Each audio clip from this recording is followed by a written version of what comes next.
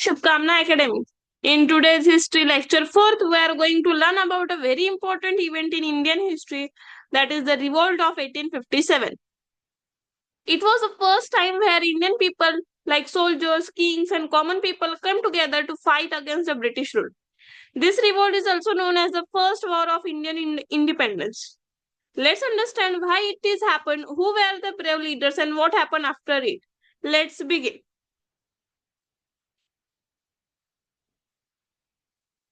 The revolt of 1557 was a major rebellion by Indians against the British rule. It started on 10th May 1857 in Meerut. It was the first united fight for Indians' freedom and is called the First War of Independence. The revolt spread quickly across North India. Many brave Indian rulers and soldiers joined in. This revolt is also called by other names like the Sepoy Mutiny or the Indian Rebellion of 1857 or the First War of Independence. It was not just a fight, it was a sign of rising anger among Indians. Now, the causes of revolt. There were many reasons for the revolt. Let's understand them. Political causes. British were taking Indian kingdoms unfairly. Social causes, economic causes, military causes, religious causes, and the administrative causes. We are going to explore one by one in detail in further slides. Political causes. In British followed the doctrine of lapsi, which means if a king had no real son, so his kingdom was taken away. So kingdoms like Jhansi and Awadh were taken this way. Even Mughal Emperor Bahadur Shah Zafar was not respected, and this made Indian rulers very angry. Then political causes. The pension of Nana Sahib, that is a Peshwa Bajirao second adopted son, was stopped, and in case of any dispute, the decision of the East India Company was binding, and that of the court for the directors was final. The Muslims' feeling had been badly hurt when, after the death of Bahadur Shah II, Lord Canning took away regal titles and Mughal palaces. Those are the British. I have put here the image for your reference. Like this is he is the Lord Canning and he is the Lord Dalhousie. And then the religious causes.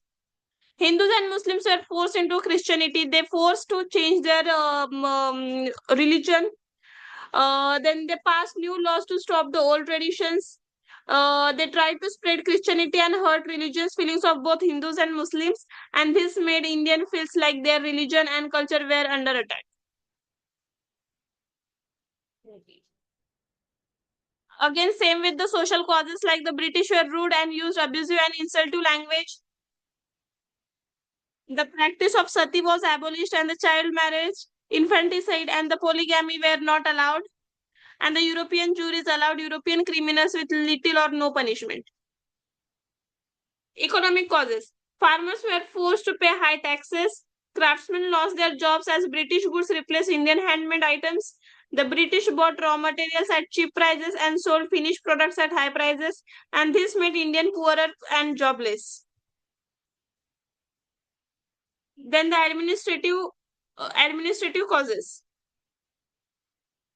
Unrest spread among the landlords of Bengal when William Bentinck took away rent-free estates from them, and the Lord Dalhousie, who is the Britishers, confiscated thousands of jaggeries in the Deccan. After Oudh was annexed, the estates of zamindars and the talukdars were confiscated, and high post and handsome salaries were given to the British and not to the Indians. And this caused again the frustrations and anger among the Indian peoples. Military causes. Indian soldiers called sepoys were treated very badly, and they got very low salary and no respect and had few chances of promotion. They had to fight in faraway places without proper care, and this made them again angry and ready to rebel against the Britishers. Now the important centers of the revolt are like Delhi, Meerut, Oudh, Kanpur, and the Jhansi and Gwalior. These are the revolt spread. These are the parts of India where the revolt spreads and the main centers are.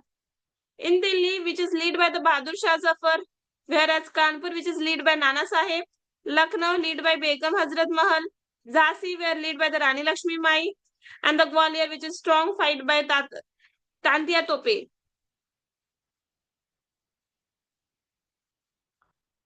And I will tell you the who are the leaders of those revolt, like Mangal Pandey, Bahadur Shah Zafar, Nana Sahib, Tatia Tope, and the Rani Lakshmibai, Begum Hazrat Mahal, who are the leaders of those places of important centers where this rebel were spread out. Like Mangal Pandey, they started the fight in Barakpur, while the Bahadur Shah Zafar declared as emperor by rebels. Nana Sahib fought in Kanpur, while the Tata Tope were brilliant fighter. Rani Lakshmibai fought with great courage and in Jhansi, and Begum Hazrat Mahal fought in Lucknow. And the outcome of revolt was it was completely suppressed and crushed by July 1858. And the causes for this suppression is, even though the revolt was brave, it failed because there was no proper planning for the rebel. Leaders were not united. British had better weapons and communication than Indian peoples, and some Indian kings helped the British. And which has a major impact of revolt, the East India Company was removed. India came under direct rule of British government, and the British promised to not interfere in religion, and the Indian soldiers were treated more carefully after this. These are the major impacts of the revolt. You can go through it. This is the image of Bahadur Shah Zafar. So at the end of this, we have seen the revolt of 1857, which is a big step towards the Indians' freedom. Even though it is failed, it showed that Indians were ready to fight for their country. It awakened the spirit of independence in every Indian. We should always remember the bravery of our heroes who fought for our future. Thank you for watching this video. Don't forget to like, share and subscribe to Shubhkaamna Academy for more amazing history lessons. Thank you.